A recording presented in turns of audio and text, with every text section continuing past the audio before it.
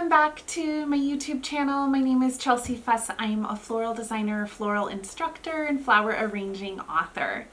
So today I wanted to share a little bit about some winter flower arranging ideas for you. I know if you live in a cold winter climate, it can be kind of discouraging if you go to your flower market and you don't see a lot this time of year, let's say like between January and March, right? I myself am based between Lisbon, Portugal and the Pacific Northwest. Right now I'm in the Pacific Northwest and I'm basically at the bottom of a mountain, so I've had a very harsh winter with a lot of snow. It's actually been very beautiful and inspiring because I haven't had a real winter for many years. So I just love to explore nature and embrace what the seasons have to offer. And for me, that's what sustainable floristry is all about. Now, none of us are perfect when it comes to sustainability, but I did want to share a few of my favorite ideas for winter flower arranging. I hope this will inspire you to bring flowers into your home this winter, or maybe give you some ideas if you are an aspiring florist or floral designer, some ideas to offer your clients this winter. So the first thing is, as you can see, I have planted probably about 15 pots of Paperwhites. I have them just scattered throughout the house.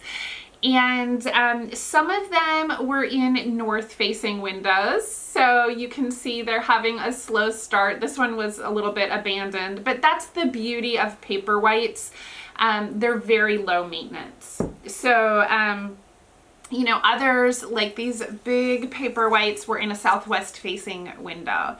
So I'm just in love with Paperwhites. They do have a very strong smell. So if you want to force Paperwhites inside, you just need to get some bulbs and some stones or rocks. I've actually just used perlite here in addition to some potting soil. They like to stay on the dry side, but they will need a good drink of water in the beginning.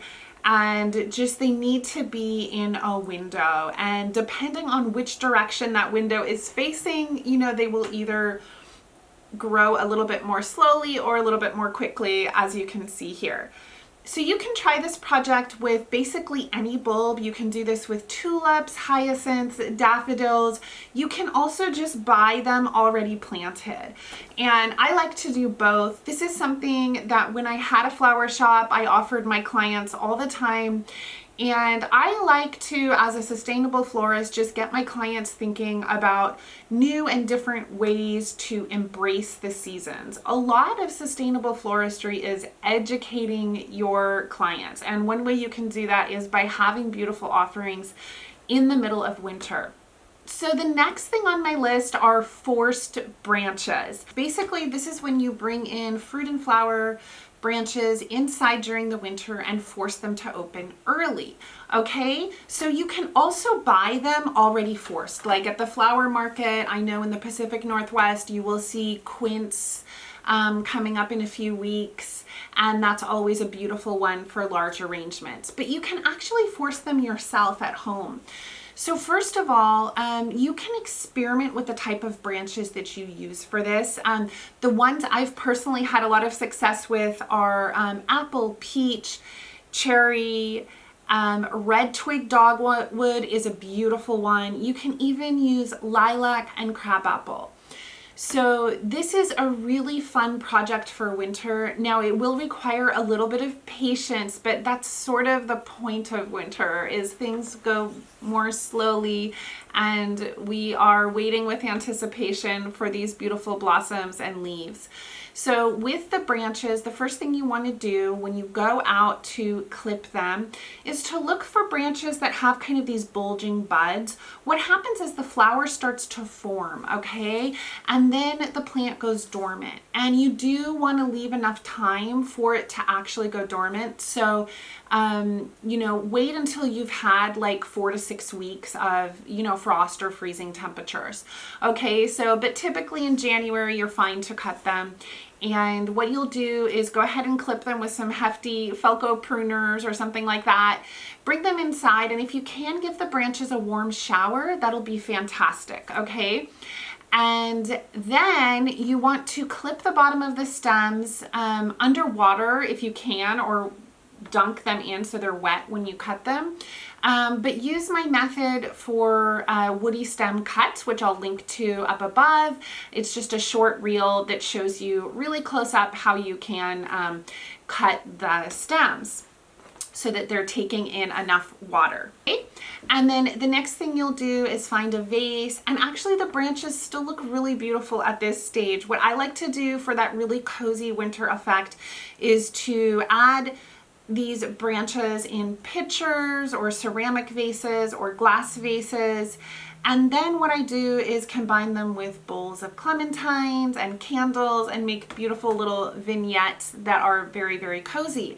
And it will get even cozier in a week or two when you start to see leaves and buds opening. Now, depending on the variety and depending on its bloom time, it will take longer. So for instance, my red twig dogwood took about 3 or 4 weeks to open. Lilacs take a while, and the crabapple is even slower, but it actually just sort of depends on when they're going to bloom. So for instance, if you were forcing quince, which is something that is an early bloomer, you're going to get those blooms faster and they will be larger because they're closer to their natural blooming time.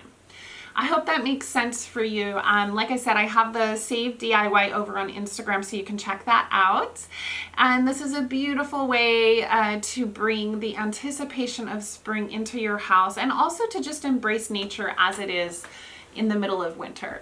So that's another favorite winter flower project. If you are a working florist and maybe you don't have time to do that, obviously, for clients, you know, I do encourage you to find a supplier that has quince or branches this time of year. Now, your climate might be different, so find out what your climate and your landscape and your growers are doing this time of year. So the third thing are dried flowers. One of my favorite books for dried flowers is a new one actually called Cut and Dry, The Modern Guide to Dried Flowers from Growing to Styling. If you're interested in dried flowers, you have to get this book. It's basically Dried Flowers 101. And a fun little fact, Caroline Dunster is the author from London, and she will be teaching at our floral design retreat in Portugal this upcoming October. So I'm really, really excited about that. We still have a few spots, so I've got a link for that below if that's something that interests you. But back to the book, basically Caroline goes through every single drying process. She also has a lot of ID in here, which is really nice. She talks about flowers and herbs and seed pods and the best ways to dry each one. She goes into even silica gel and air drying and water drying, all the different methods, okay? But she has like such a wonderful natural approach, and I love her touch with dried flower styling.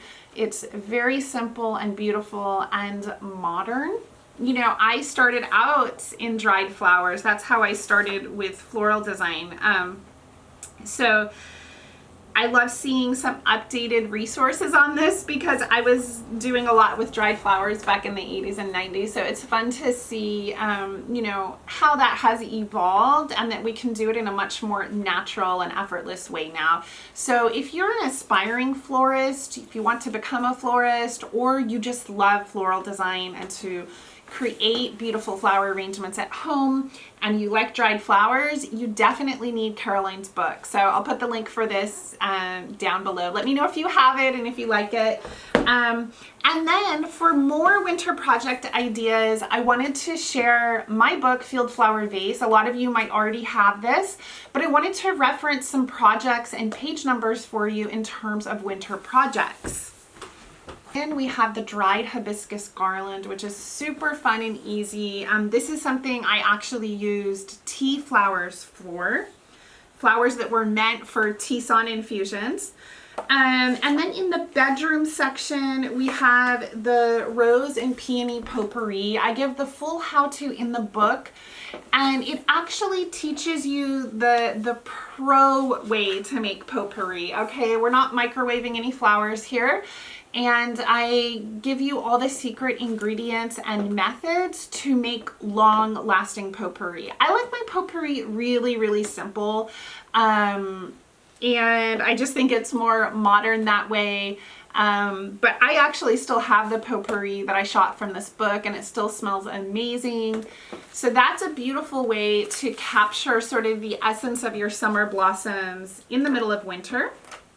Another one of my favorite projects that I think could be a beautiful dried flower project is the Sweet Dreams garland. Okay, this would be beautiful with dried lavender to help you induce sleep.